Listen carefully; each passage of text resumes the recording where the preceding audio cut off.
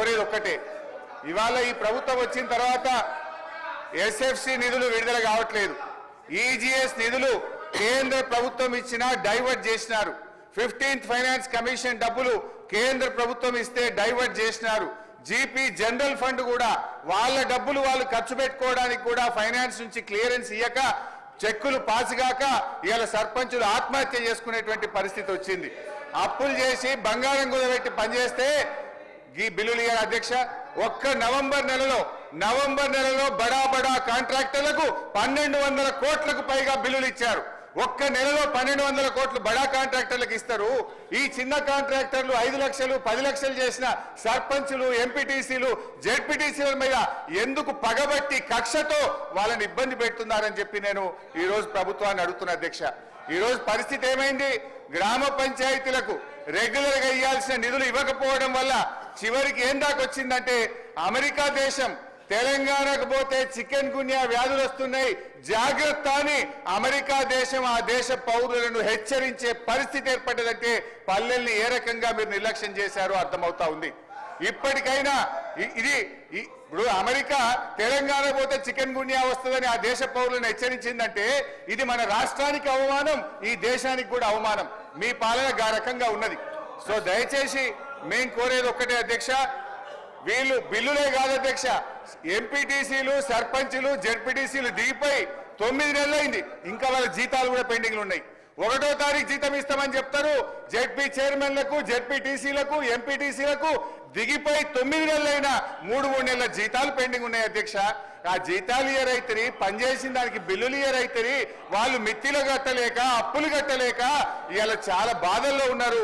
నేను సూటిగా మంత్రి గారిని అడిగేది ఒక్కటే, దయచేసి త్వరలో ఇస్తాము, తొందరలో ఇస్తాం కాదు అధ్యక్ష, స్పష్టమైన డేట్ చెప్పి గ్రామ పంచాయతీ ఎన్నికలు మీరు పెట్టబోతున్నారు, ఆ లోపు వాళ్ళ బిల్లులన్నీ కూడా క్లియర్ చేయాలని చెప్తా ఉన్నాం.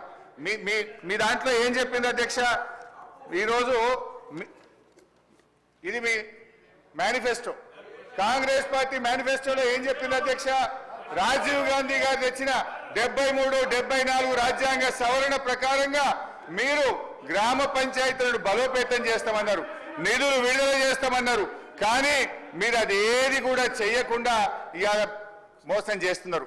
మాజీ సర్పంచ్లకు, మాజీ ఎంపీటీసీలకు పింఛన్లు ఇస్తామన్నారు.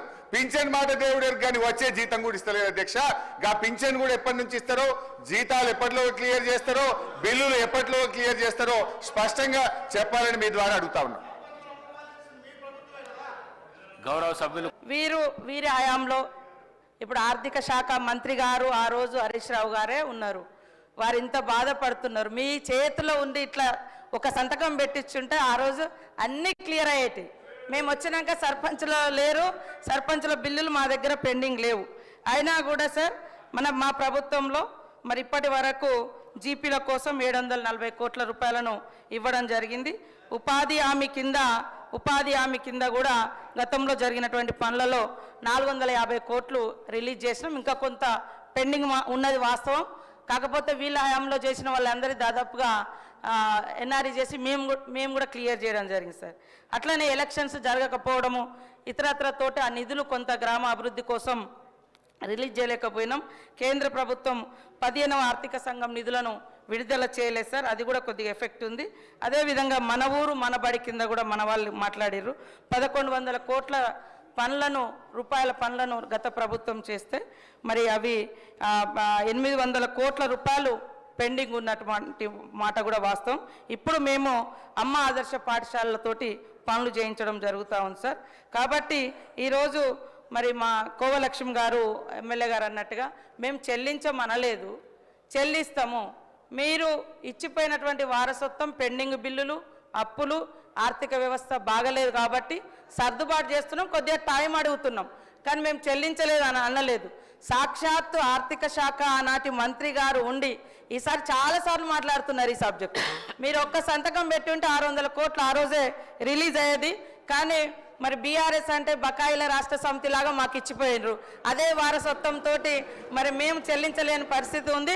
కానీ తప్పకుండా సర్పంచులు, అందరికి సంబంధించినటువంటి సర్పంచులు ఉన్నారు, వాళ్ళ బాధ మాకు తెలుసు. వాళ్ళు ఆత్మహత్యలు చేసుకున్నారు మీ హయాంలో, చాలామంది రకరకాల ఇబ్బందులు పడ్డారు. కాబట్టి సానుభూతితో ఉన్నాం. సకాలంలో రిలీజ్ చేసేందుకు ఆర్థిక శాఖ మంత్రులను కూడా నేను వేదిక ద్వారా కూడా కోరుతా ఉన్నాం. మీ తరపున కూడా నేను మాట్లాడుతా ఉన్నాను. నమస్తే. Question number 566.